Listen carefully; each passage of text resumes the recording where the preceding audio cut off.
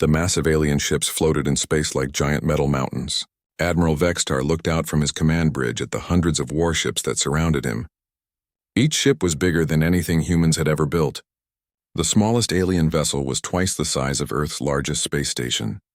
These were the pride of 12 different alien races, all gathered together to show humanity who really ruled the galaxy.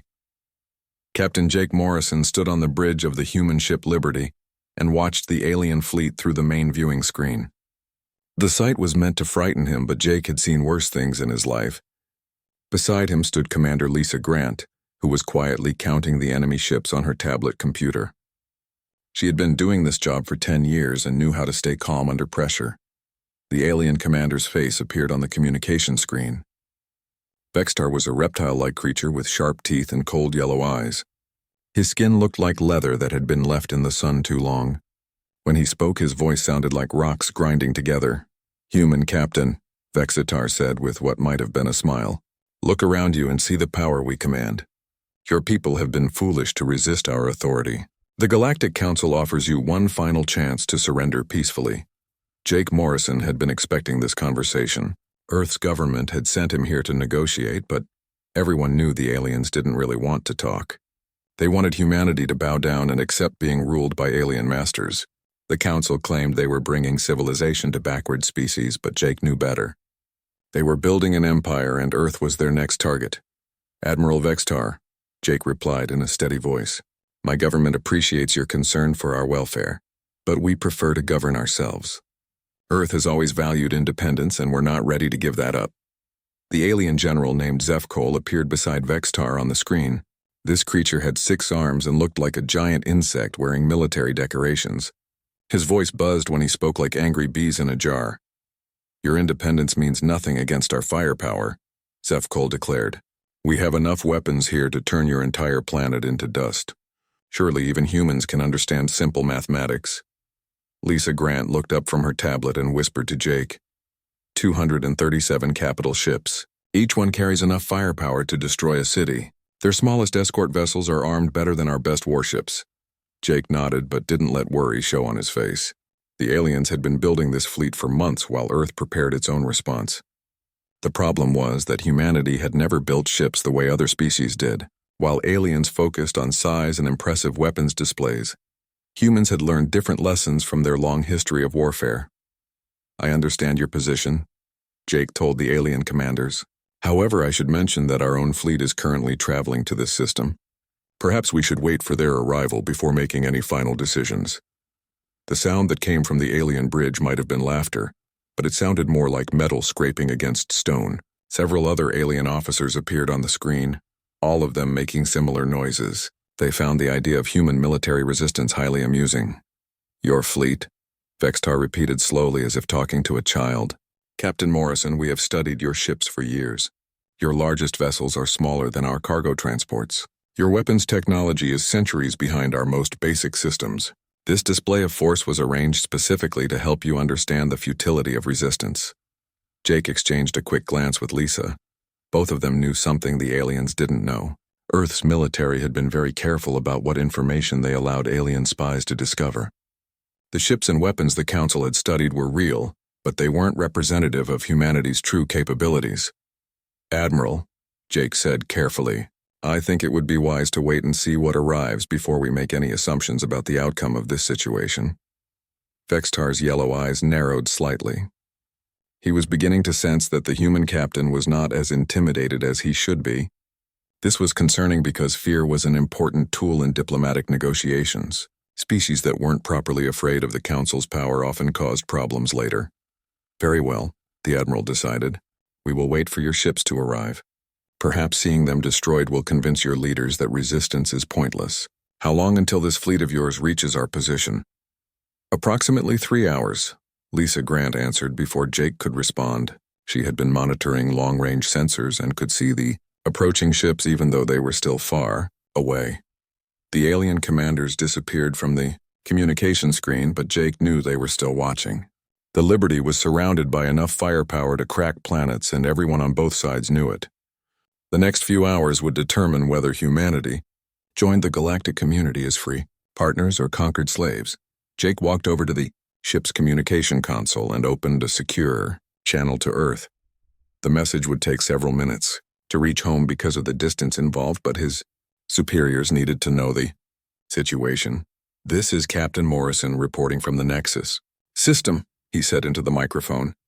"The alien fleet is exactly as large as our intelligence estimated. They're confident that superior numbers will force our surrender. I recommend proceeding with the planned response." Lisa Grant was still studying her sensor readings when she noticed something interesting. The alien ships were arranged in a traditional battle formation that looked impressive, but had several tactical weaknesses. Their commanders were so focused on displaying power that they had forgotten basic defensive principles. "Jake," she said quietly, "look at their positioning. They're arranged for maximum visual impact, but their flanks are completely exposed. If someone wanted to attack that formation, it would be easier than shooting targets at a practice range." Jake smiled for the first time since arriving in the system. The aliens had made the classic mistake of preparing to fight the war they wanted, instead of the war they were actually going to get. In 3 hours, they would learn that humanity had spent centuries perfecting the art of winning against impossible odds. The alien fleet continued its impressive display, while human ships approached through the darkness of space. Neither side fully understood what was about to happen, but both were committed to their chosen path. The next few hours would change the balance of power in the galaxy forever. 3 hours passed slowly while both fleets waited in the cold darkness of space. When the first human ships finally appeared at the edge of the system, the alien sensors immediately detected them and alerted their commanders. What those sensors found was not what anyone had expected to see. Admiral Vextar stood on his bridge staring at the tactical display with growing confusion. The human ships that were arriving looked nothing like proper warships. Instead of massive gun platforms and armor-plated hulls, the approaching vessels appeared to be a collection of modified civilian craft. Some looked like cargo haulers that had been fitted with extra equipment. Others resembled passenger liners or mining ships. A few were so small they barely registered on long-range sensors. "What exactly am I looking at?" Vextar demanded from his tactical officer. The young alien studied his instruments carefully before responding with uncertainty in his voice. "Sir, these appear to be converted civilian vessels. Many of them show modifications, but they don't match any known warship design in our database. Some are so small they might be single crew fighters or maintenance pods." General Zefkol buzzed angrily as he examined the sensor readings. His 6 arms gestured at the display screen in frustration. "This is insulting. The humans send us garbage haulers and mining equipment. Do they think we're fools?" Captain Rick Carter smiled as he watched the alien reaction from the bridge of his ship Wolverine. His vessel had indeed started life as a mining ship, designed to crack asteroids and extract valuable metals. The huge industrial lasers that once carved through rock were still mounted in the same positions. The only difference was that now they were aimed at alien warships instead of space rocks. "All stations report ready," announced his weapons officer. The crew of the Wolverine had spent months training for this moment. They knew their ship wasn't built for traditional space combat, but they also knew that traditional space combat wasn't what they were planning to fight.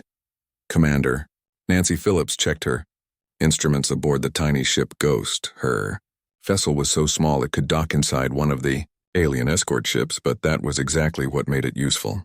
The alien sensors were designed to track large targets and often missed objects below a certain size threshold. Her squadron of similar ships had been specifically built to exploit this weakness. "Ghost Squadron in position," she reported over the communication channel. "Beginning electronic reconnaissance sweep." Admiral Susan Blake commanded the human fleet from her flagship Constitution. Like most of the other ships in her force, the Constitution had been converted from civilian use. In her case, the vessel had originally been a luxury passenger liner designed to carry wealthy tourists between Earth and the outer colonies. The spacious interior now housed the most advanced command and control systems humanity had ever built. "All units, this is Admiral Blake," she announced. "Execute deployment pattern 7. Remember that we're here to make a point, not start a war. Keep your weapons tight until I give specific orders." The human ships spread out across the system in a pattern that seemed random to alien observers. Unlike the rigid formations favored by galactic military doctrine, the human vessels moved independently and unpredictably. Some ships accelerated toward the alien fleet while others moved away. A few seemed to be heading for the outer planets while still others disappeared behind asteroids or space debris. Admiral Vextar opened a communication channel to the human diplomatic ship. His reptilian features showed both anger and bewilderment. "Captain Morrison, what is the meaning of this display? Are your leaders mocking the Galactic Council by sending us these civilian vessels?" Jake Morrison appeared on the alien communication screen looking perfectly calm and professional. "Admiral, I believe you're about to learn something important about humanity. We don't approach problems the same way other species do." On the bridge of his converted entertainment ship Mockingbird, Captain Betty Chen began activating her vessel's special equipment. The ship had once carried tourists on luxury cruises through scenic star systems. Its powerful broadcasting equipment had been designed to provide passengers with high-quality entertainment feeds from across the galaxy. Now those same transmitters were being used for a very different purpose. "Beginning signal generation," Betty announced as her ship started broadcasting false sensor signatures across multiple frequencies.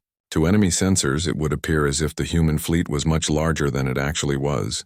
The aliens would see phantom ships where none existed and waste ammunition. "Shooting at empty space, Captain." Tony Rodriguez commanded the ship Hornet from what had once been the first-class dining room of a luxury liner. His vessel's conversion had been more extensive than most, with the passenger compartments replaced by sophisticated electronic warfare systems.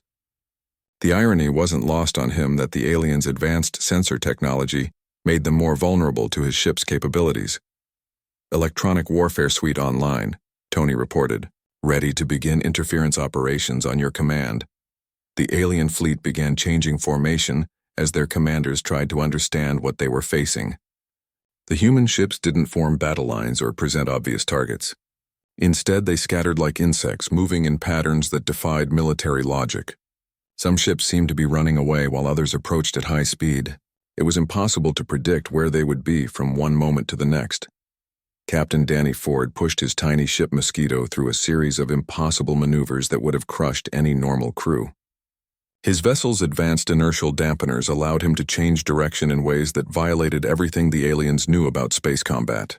The ship carried only a single weapon, but it was one that no alien had ever seen before. "Target designation complete," Danny announced as he painted several alien ships with his laser targeting system. "Coordinates transmitted to Firebase 7. Hundreds of light years away, an automated weapons platform received Danny's targeting data and fired a simple projectile into space. The kinetic weapon carried no explosives or exotic materials, just pure mass accelerated to a significant fraction of light speed. It would take several minutes to reach the battle zone, but when it arrived, the results would be devastating. Admiral Vextar watched the chaotic human deployment with growing unease. Nothing about their behavior matched any known military doctrine. They seemed to be positioning themselves for a dozen different types of attack without committing to any single strategy. It was like trying to fight smoke or shadows. "Tactical analysis," he demanded from his staff. The response was not encouraging. "Sir, we can't establish a clear picture of their intentions. Their ships are too spread out for traditional fleet engagement, but they're not running away either. Some appear to be taking defensive positions while others seem to be preparing for assault. We've never seen anything like this deployment pattern." General Zefkol's angry buzzing filled the bridge as he studied the tactical display. "This is not how civilized species conduct warfare. Where are their battle lines? Where are their heavy ships? How can we fight an enemy that refuses to present proper targets?" The question hung in the air as both fleets continued their deadly dance through space. The aliens had come expecting a traditional battle between organized forces. Instead, they found themselves facing an enemy that seemed to exist everywhere and nowhere at the same time. Within minutes, they would learn that humanity's greatest advantage wasn't any single weapon or technology, but their complete willingness to rewrite the rules of engagement. Admiral Vextar had commanded fleets for 30 years and thought he understood every possible form of space combat. Traditional battles followed predictable patterns with opposing forces forming lines and exchanging fire until one side retreated or was destroyed. The human fleet completely ignored these ancient rules and scattered across the system like leaves in a storm. "Weapons. Targeting system cannot establish firing solutions," reported his tactical officer with frustration, clear in his voice. "The human ships keep changing course and speed in random patterns. Our computers cannot predict where they will be when our weapons reach their position." The alien sensors tracked dozens of human vessels, but many more seemed to flicker in and out of existence. Some ships appeared on sensors for a few seconds before vanishing completely. Others showed up as massive signals that turned out to be empty space when investigated closely. The humans were somehow making their small fleet appear much larger and more threatening than it actually was. Captain Danny Ford pushed his ship Mosquito through another series of violent course changes that would have liquefied any crew without proper protection. His tiny vessel danced between the massive alien warships like a bee harassing elephants. The aliens tried to target him, but their weapons were designed for large-scale fleet combat and couldn't track something so small and agile. Beginning target designation protocol, Danny announced calmly as he activated his laser targeting system. The device painted 3 alien dreadnoughts with invisible beams that marked them for destruction. The aliens had no idea they had been selected for elimination. The targeting data flashed across space to automated weapons platforms hidden throughout human territory. These remote installations had been built for exactly this type of situation.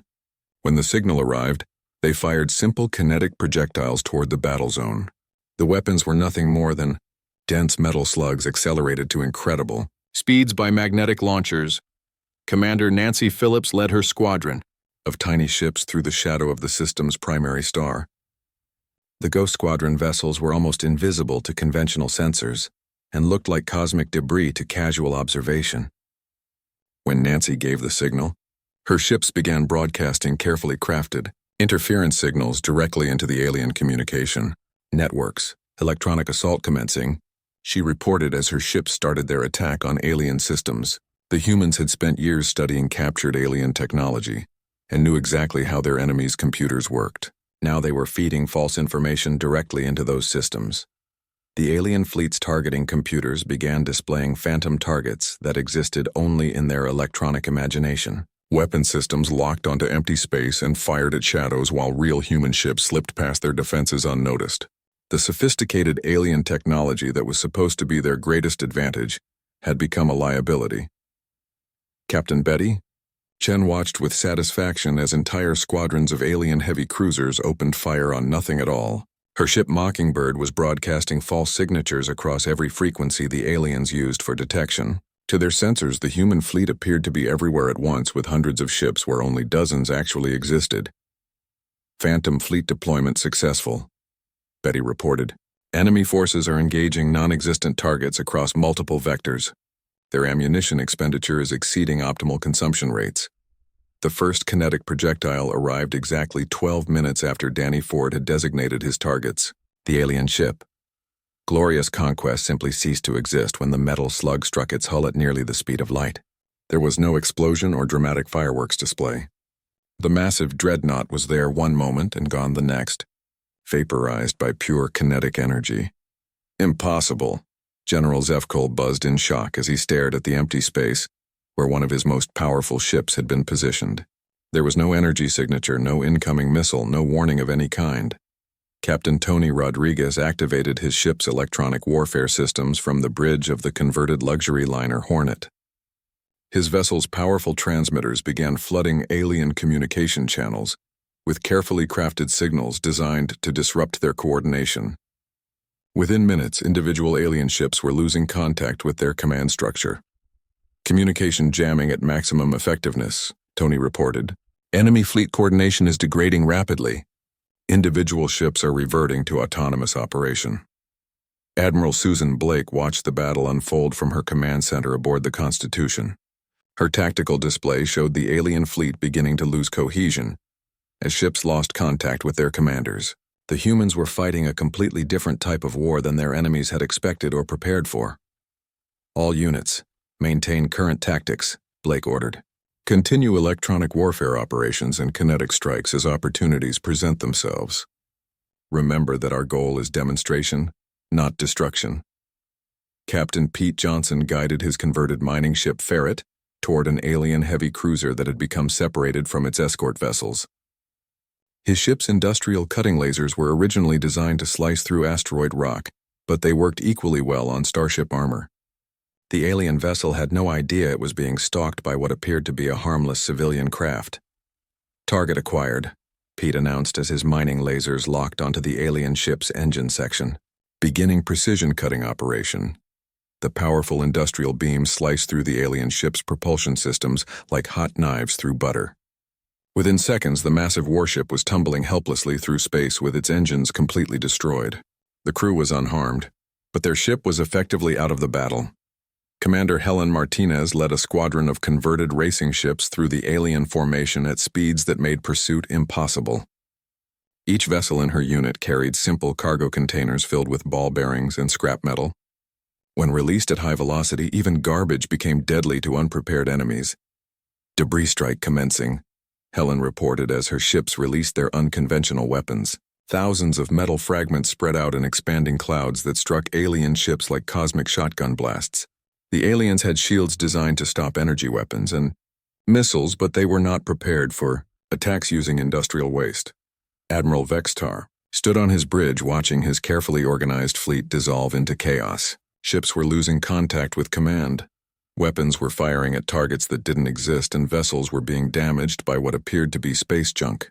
The humans were fighting without honor or proper military protocol. "This is not warfare," he snarled at the communication screen. "These tactics are barbaric and uncivilized. No proper military force would resort to such methods." Jake Morrison's image appeared on the alien commander's screen with a slight smile.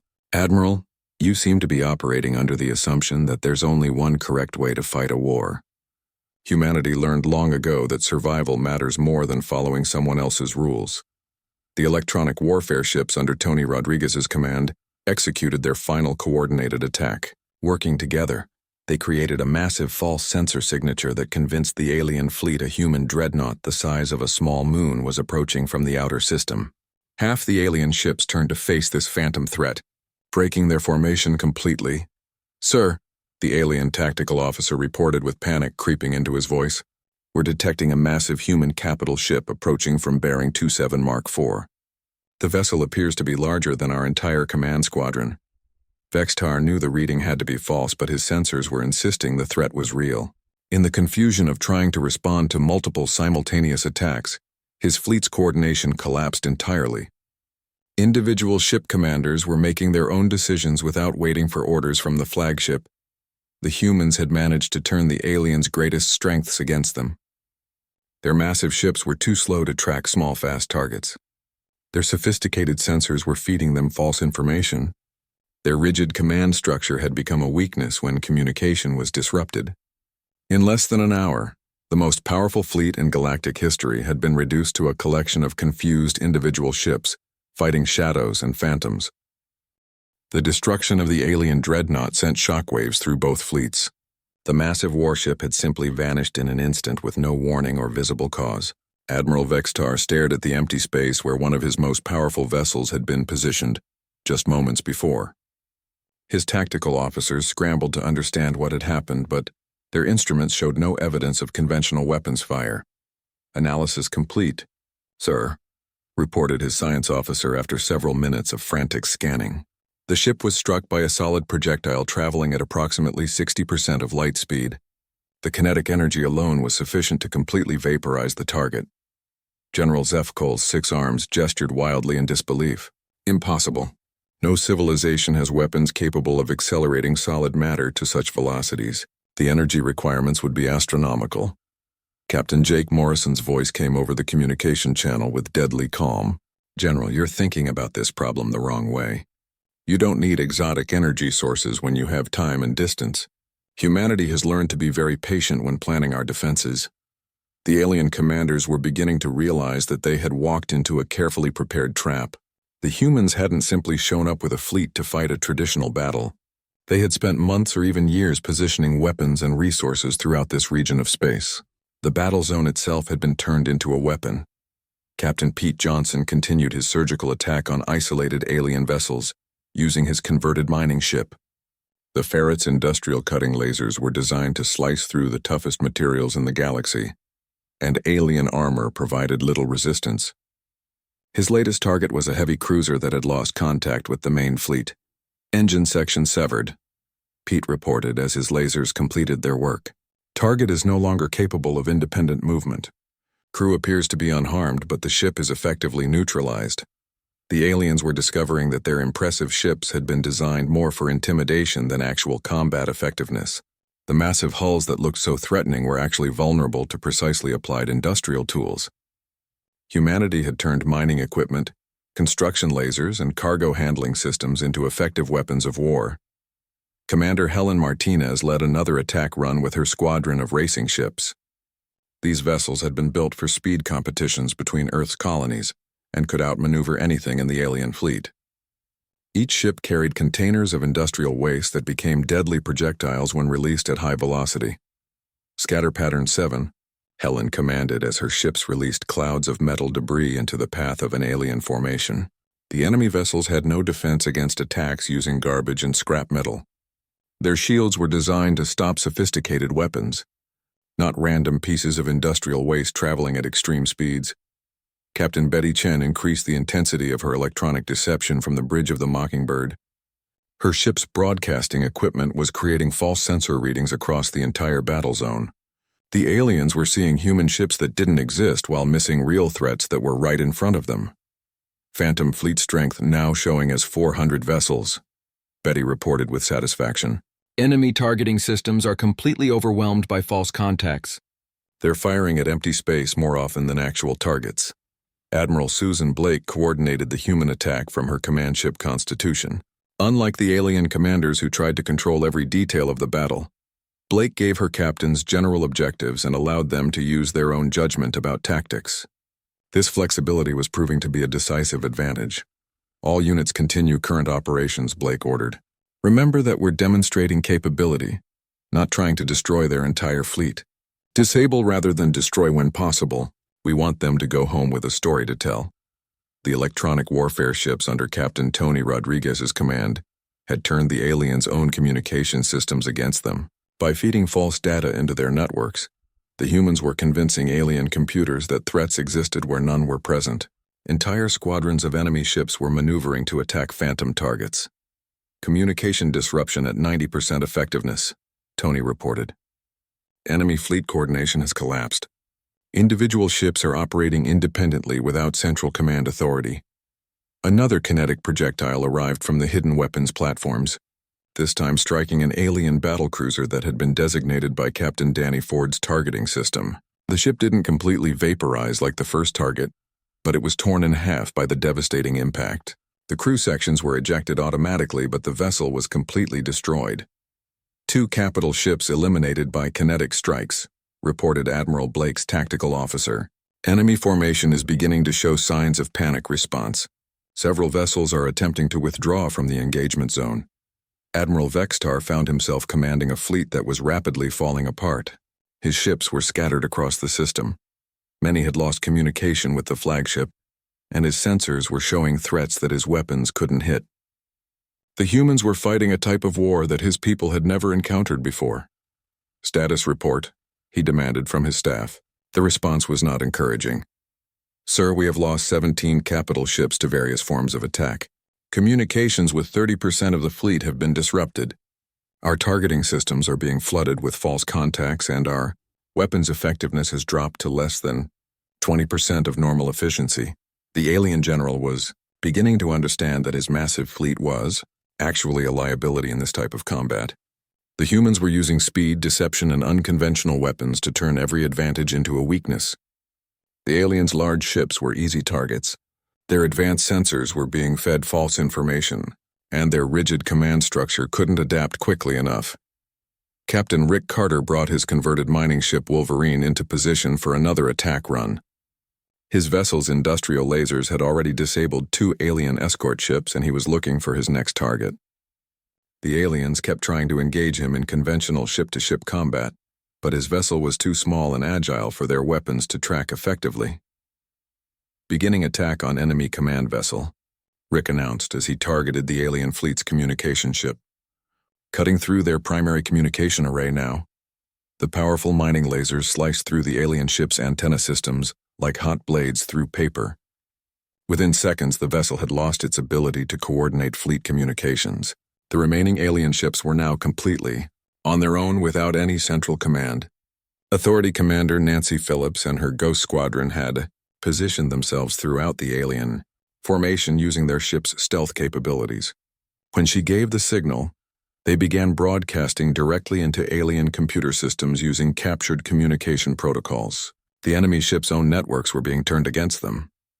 Internal system penetration successful, Nancy reported. Enemy vessels are receiving false orders through their own command channels. Approximately 40% of their fleet is now following instructions generated by our electronic warfare systems. The result was complete chaos as alien ships began maneuvering according to orders that seemed to come from their own commanders but were actually being generated by human computers. Some vessels were told to withdraw while others received commands to advance. The alien formation completely dissolved as individual ships followed contradictory instructions. Admiral Vexitar watched in horror as his fleet tore itself apart, following orders that made no tactical sense. Ships were colliding with each other. Weapons were being fired in random directions, and his carefully planned formation had become a scattered mess of confused vessels, wandering aimlessly through space. "This is not possible," he said to no one in particular. "How can a primitive species defeat the combined might of 12 galactic civilizations?" The answer was becoming clear to those who were willing to see it. Humanity hadn't tried to match alien technology or build bigger ships. Instead, they had studied their enemies' weaknesses and developed tactics specifically designed to exploit those vulnerabilities. The result was a completely one-sided battle despite the aliens' overwhelming numerical and technological advantages. 4 hours after the battle began, the mighty Galactic Council fleet was in complete disarray. Ships that had arrived in perfect formation were now scattered across the system like leaves blown by a hurricane. Admiral Vexitar stood on his bridge surrounded by damage reports and casualty lists while his tactical displays showed a chaotic mess of confused contacts and false signals. "Fleet status report," he demanded for the third time in the past hour. His staff officer consulted multiple screens before delivering the devastating summary. "Sir, we have lost 31 capital ships with minimal damage to enemy forces. Communication has been lost with over half of our remaining vessels. Our sensor systems are still being flooded. With false contacts and our weapons' effectiveness remains below 15% of standard parameters." The numbers told a story that Vexitar didn't want to believe. His massive fleet had been systematically dismantled by an enemy that refused to fight according to established military doctrine. The humans had turned every conventional advantage into a liability through tactics that no civilized species would consider using. General Zefkol's buzzing had become increasingly agitated as reports continued to arrive. His 6 arms gestured frantically at the tactical displays showing the scattered remnants of what had been the galaxy's most powerful military force just hours earlier. "This is impossible," he repeated for the dozenth time. "Our ships are superior in every measurable category. Our weapons are more advanced, our shields are stronger, our crews are better trained. How can we be losing to converted cargo haulers and mining equipment? Captain Jake Morrison's image appeared on the alien communication screen, looking as calm and professional as he had at the beginning of the encounter. Behind him, Commander Lisa Grant was quietly monitoring the tactical situation with the satisfaction of someone whose careful planning had worked exactly as intended. "Admiral Vexitar," Jake said in a respectful tone, "I believe this demonstrates the point we've been trying to make. Humanity doesn't want to be anyone's enemy, but we also won't accept being anyone's subjects. We prefer to solve problems through negotiation, but we're prepared for other alternatives if necessary." Admiral Susan Blake's voice came over the general communication channel, addressing both fleets simultaneously. Her words carried the authority of someone who had just proven that conventional wisdom could be completely wrong under the right circumstances. "This engagement is now concluded," Blake announced. "All human units will cease offensive operations and return to standard patrol formations. The Galactic Council fleet is free to withdraw from this system at any time." The offer of safe withdrawal was almost more insulting than continued attack would have been. The aliens had come to demonstrate their overwhelming superiority and force human submission. Instead, they were being politely invited to leave after having their most powerful fleet completely neutralized by converted civilian vessels. Captain Rick Carter brought his mining ship, Wolverine, back to a safe distance, but kept his industrial lasers trained on the nearest alien vessel. His conversion from asteroid miner to warship had been so successful that he was already planning improvements for the next engagement. The aliens would undoubtedly study this battle and develop countermeasures, but humanity would be ready with new surprises. "All weapon systems standing down," Rick reported. maintaining defensive posture in case the aliens decide they want to continue this discussion. Commander Nancy Phillips and her Ghost Squadron had become completely invisible again, fading back into the sensor shadows where they had started the battle. Her ships were so small and stealthy that the aliens would never be completely sure how many human vessels were actually present in the system. Ghost Squadron returning to patrol status, Nancy announced. Electronic warfare systems remain active, but we're no longer actively jamming alien communications. The alien fleet began a slow and embarrassing withdrawal from the battle zone. Ships that could still maneuver under their own power collected damaged vessels and began the long journey back to Council space. The retreat was conducted in complete silence as no alien commander wanted to discuss what had just happened. Captain Pete Johnson watched the aliens leave from the bridge of his converted mining ship Ferret. His industrial cutting lasers had disabled 7 enemy vessels without destroying a single one. The precision attacks had demonstrated that humanity could have inflicted much greater damage if they had chosen to do so. Target-rich environment departing the area, Pete observed with dry humor. Recommend we let them go home and think about what they've learned here today. Admiral Vextar finally opened a communication channel to the human fleet as his ships prepared to enter hyperspace. His reptilian features showed a mixture of anger, confusion, and something that might have been grudging respect. This engagement is not concluded, humans, he declared. The Galactic Council will study your tactics and develop appropriate countermeasures.